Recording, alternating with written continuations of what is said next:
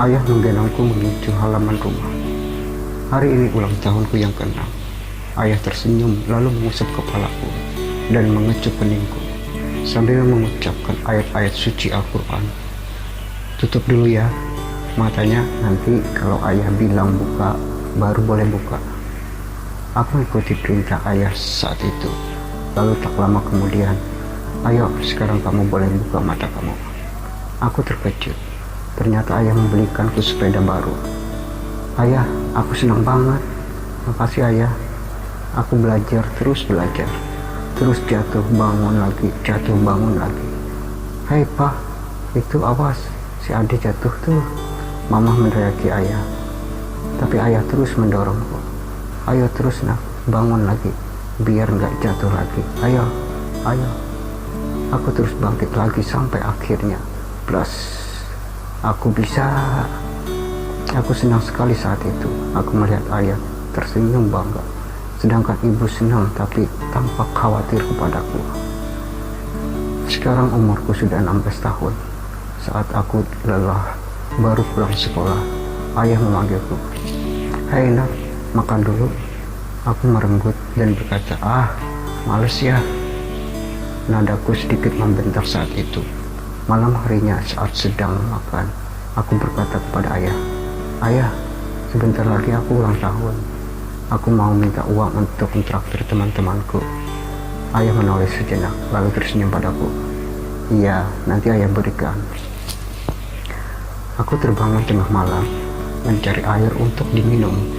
Kakiku tertatih-tatih berjalan sempoyongan, karena jelas aku mengantuk. Kakiku melangkah melewati kamar ayah dan mama. Sekilas aku melihat ayahku sedang melaksanakan sholat tahajud. Aku terus berjalan ke dapur. Selesai minum, aku kembali melewati kamar ayah. Ku dengar samar-samar isak tangis dari dalam kamar. Ku intip ayahku sedang berdoa dari sela-sela pintu yang terbuka. Ya Allah, berikanlah keluarga hamba rezekimu yang cukup untuk memenuhi kebutuhan hidup kamu. Ringankanlah beban hidup hamba ya Allah. Jaga keluarga hamba dari syaitan yang terkutuk.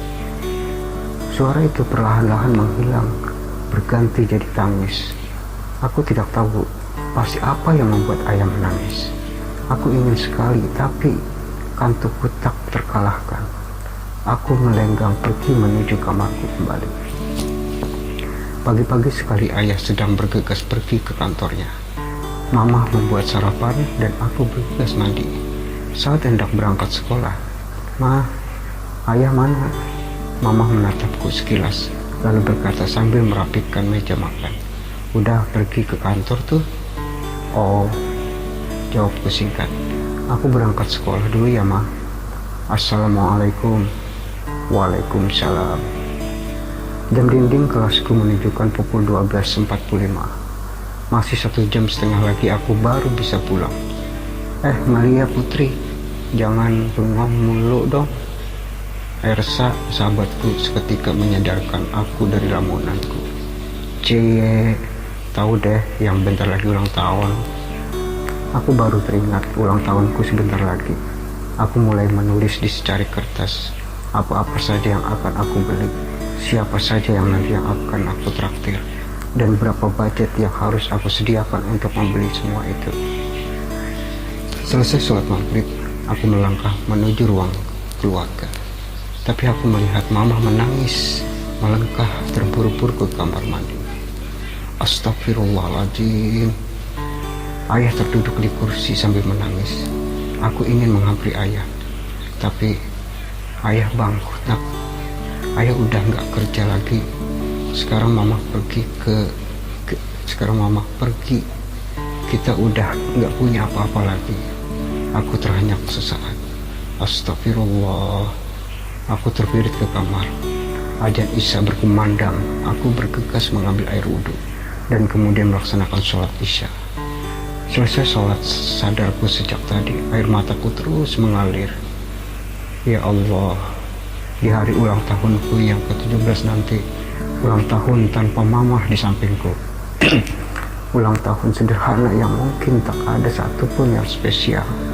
Ya Allah, ringankanlah beban keluargaku. Kembalikanlah mama. Kembalikan pula pekerjaan ayah. Aku terhanyut dalam doaku dan tertidur lelap hingga keesokan harinya. Aku sudah rapi dalam balutan seragam SMA aku, rapi berjilbab tapi sebab aku bergegas memakai sepatu. Mama sudah pergi, lemarinya kosong, hanya ada baju-baju ayah di sana. Air mata kembali mengalir. Sarapan nak, aku terhenyak. Ayah mengelurkan tangannya, wajahnya pucat, banyak kesedihan tersirat di matanya. Aku tak kuasa menatap mata letih itu lama-lama. Aku hanya menyungkinkan seurat senyum, lalu bergegas ke dapur. Hanya ada telur di sana. Entah mengapa tiba-tiba serangkaian kalimat bodoh keluar dari mulutku. Aku gak suka telur. Aku mau sarapan yang dibikin sama mama. Lalu aku melaju pergi keluar dari rumah. Rasa sedih kembali menghantuiku. Tangisku semakin menjadi-jadi ketika aku melihat keluarga utuh, ibu, ayah, dan anak. Ya Allah, cobaan apalagi yang kau hadirkan untukku ya Rabbi. Sekilas aku menyalahkan ayah yang kehilangan pekerjaannya, menyalahkan mama yang pergi meninggalkan aku dan ayah begitu saja. Sampai aku tersadar bahwa sekolahku sudah jauh terlewat. Aku bergegas turun. Mel, udahlah, tenang aja. Allah pasti kasih buah manis setelah apel busuk yang kamu telan sekarang. Udah, jangan sedih. Ersa terlihat khawatir melihat keadaanku sekarang. Hanya dia yang tahu keadaanku, hanya dia. Mel, tadi gue lihat ayah lo di jalan lagi mengutin sampah. Ada kerja bakti sosial di kantor ayah lo ya? Aku termangu, sedih melihat mengelus-elus pundakku.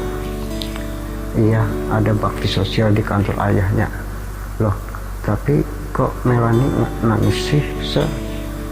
Melanie lagi nggak enak badannya. Hari berganti hari, ulang tahunku semakin dekat. Tinggal 5 hari lagi. Keadaan sekarang semakin membuatku terpuruk. Ayah sekarang hanya jadi tukang ojek. Bahkan terkadang ayah memungut sampah. Waktu semakin membuatku menyalahkan ayah. Entah apapun alasannya. Untuk beli beras pun aku sudah susah. Apalagi untuk membeli kue untuk ulang tahunku nanti. Ditambah pindahnya Ersa dari sekolahku karena keluarganya pindah. Keterpurukanku terkadang membuatku menjadi manusia paling tidak bersyukur. Selalu berpikir bahwa Tuhan itu gak adil. Padahal jelas aku masih memiliki ayah yang sangat menyayangiku. Mel, Assalamualaikum Mel. Suara riuh dari pintu depan terdengar sangat parau, mengganggu tidurku. Kulangkahkan kaki ke pintu depan. Iya Pak, Bu, ada apa? Malam-malam begini ramai-ramai sekali. Ayahmu Mel, ayahmu kecelakaan. Sekarang dia harus cepat ke rumah sakit Telaga Merah. Tanpa berkata apa-apa lagi, aku langsung bergegas berlari secepatnya. Ayahku bisu dan tuli. Setiap hari aku menemukan tulisan itu pada bangku, meja, papan tulis, buku-buku pelajaranku. Bahkan tak jarang orang-orang jahat menuliskan serangkaian kalimat itu lalu menempelkannya di punggungku. Aku muak, aku lelah, aku ingin ayah yang lebih baik dari ini. Ayah yang tidak bisu dan tuli. Ayah yang seperti ayah-ayah lainnya. Ayah yang bisa mendengar harapan dan ketakutanku. Ayah yang berbicara dan mengerti aku. Berharap lebih pun aku percuma. Tuhan tak akan mendengarkan doaku. 3 hari menuju hari ulang tahunku. Namun semua terasa semakin pelik. Aku tak punya teman di sekolah. Tak pula di rumah. Marah dan benci menyelimutiku ketika aku harus melihat ayah yang semakin hari nampak aneh dengan bahasa barunya. Bahasa isyarat. Bahasa yang membuat aku semakin terpuruk dengan kenyataan bahwa ayahku tak seperti ayah yang lain. Rasa sakit dan putus asaku semakin setiap hari.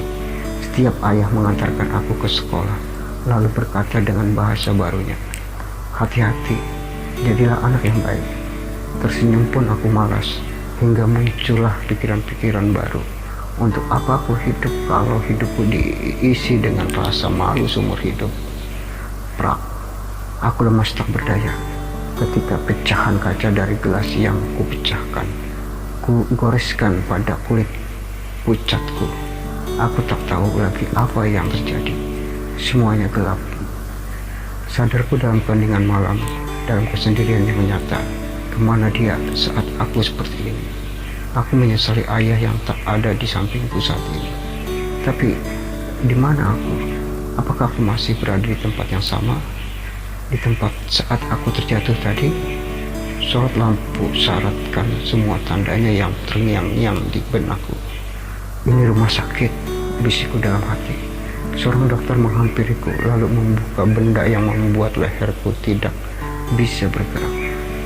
Setelah dibuka, aku menoleh ke samping kananku. Itu ayahku, terbujur kaku di atas ranjang di samping ranjangku. Ku genggam tangannya sambil menangis dingin, seperti mayat. Lalu dokter berkata padaku, ayahmu telah menghabiskan seluruh darahnya untuk ditransfusikan ke dalam tubuhmu. Tubuhmu kehilangan banyak darah, dan ayahmu menggantikan darah-darah yang hilang itu dengan darahnya. Dan akhirnya, ayahmu harus kehilangan nyawanya karena terlalu banyak kehilangan darah. Aku terhenyak, menangisi sosok beku di sampingku, dingin, pucat, tak bernyawa, dan terlihat parau tanpa senyum di wajahnya lagi. Ayah sudah pergi demi aku. Aku dipulangkan ke rumah 3 hari setelah kematian ayah. Sebenarnya aku dipaksa tinggal bersama sanak saudariku, tapi aku enggan. Aku ingin mengenang momen-momen indah bersama ayah dulu di rumahku. Kakiku lengah, terpungkai jatuh di lantai tempat dulu ayah memperlihatkan hadiah ulang tahunku yang ke-6, sebuah sepeda baru. Namun kupaksakan terus berjalan. Kakiku melangkah ke arah dapur, di mana aku dulu duduk tertawa melihat ayah yang makannya 2 piring sekaligus. Dan aku melihat sesuatu di atas meja makan, sesuatu yang terlihat menjijikkan, sesuatu yang berbau basi. Sebuah kue ulang tahun bertuliskan krim merah muda, "Happy birthday sayang." Aku terhenyak, lalu melihat sepucuk surat yang berisikan, "Untuk Melia tersayang, maafkan ayah telah membuat kamu malu selama ini. Ayah bisu dan tuli, tak seperti ayah yang lain, yang normal, yang bisa mengerti keadaan jeritan harapan anaknya. Tapi ayah selalu berusaha menjadi yang terbaik untukmu. Bahkan ayah terpaksa berteriak, walaupun ayah tak bisa, berusaha mendengar, walaupun ayah tak mampu. Ayah membeli kue ini dari hasil memulung, walaupun mungkin kue ini tak begitu cantik, tapi ayah harap kamu menyukainya. Jangan lihat ayah yang bisu dan tuli, tapi lihatlah ayah sebagai ayah yang selalu menyayangmu. Ayah mencintaimu lebih dari apapun. Selamat ulang tahun sayang." Dan sekarang melihat sekeliling pun semuanya hampa. Tak ada teriakan samar di ujung pintu lagi. Tak ada tawa tanpa suara lagi. Tak ada cinta yang terasa lagi. Cinta yang kuabaikan, kusia-siakan demi egoku. Dan sekarang semua berubah. Semuanya kosong, sunyi. Kemanakah aku harus berteriak? Kemanakah harus ku cari lagi ayah yang seharusnya aku banggakan selama ini? Kemana harus ku cari ayah di saat aku merindukan ayah? Demi aku yang tolol, ayah yang rela pergi. Dan sekarang aku harus benar-benar merasakan kehilangan yang dalam, yang tak ku tahu di mana akhirnya. Semoga ayah bahagia di sisi Allah. Terima kasih.